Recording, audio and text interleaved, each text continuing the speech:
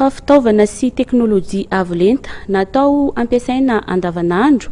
Izany no anisany vokatry ny fampiofanana omen'ny sekoly ambony RLG ireo mpianatra ao aminy ka anaovany varavarana misokatra ho fampahafantarana indrindra ny makasika izay fanadihadina.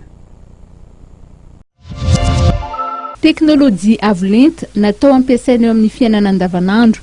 Izany no voizin'ny varavarana misokatra totosain'ny sekoly ambony RLG Manjakaray mandritra ny 2 andro etsy amin'ny Talarariasina Analakely.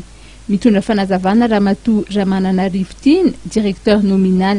Entina ampahafantarana ny sekoly eo amin'ny fampianarana sehatra ny fampianarana ny institut supérieur RLG dia manana filière anankitelo ny gestion management ny informatique ary eo ihany koa génie électrotechnique maintenance. Tsara ho fantatritsika dia manana fizarana ny sekoly eo amin'ny fampianarana eo amin'ny ministère izany hoe manana ilay atao hoe habilitation ary eo amin'ny fonction publique amin'ny fonction publique normalement izany hoe manana ilay atao hoe équivalence administrative. Afaka manao concours ara-dalàna tsara eo amin'ny sehatry ny fidirana eo amin'ny sehatry ny fanjakana izany hoe ekipa manana diplôme kely.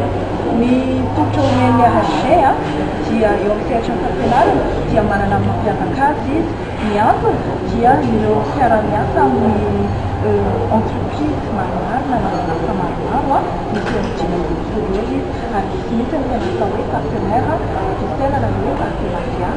Avotrin'ity hetsika ity ny vokatry ny fikarohany sy ny fampiofanana nomena ireo mpianatra eo amin'ny lalam-piofanana industriel, génie électrotechnique et maintenance.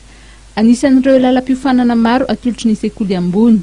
Anisan'izany ny teknolojian'ny domotique izay ampiasaina eo amin'ny fanazavana ao an-trano, ny fiarovana sy ny hidim-baravarana, ny fanangonan-drano, ny fampiasaina ny panneau solaire sy ny maro hafa izay hitondran'ireo mpianatra fanazavana feno amin'ireo mpitsidika ny hetsika.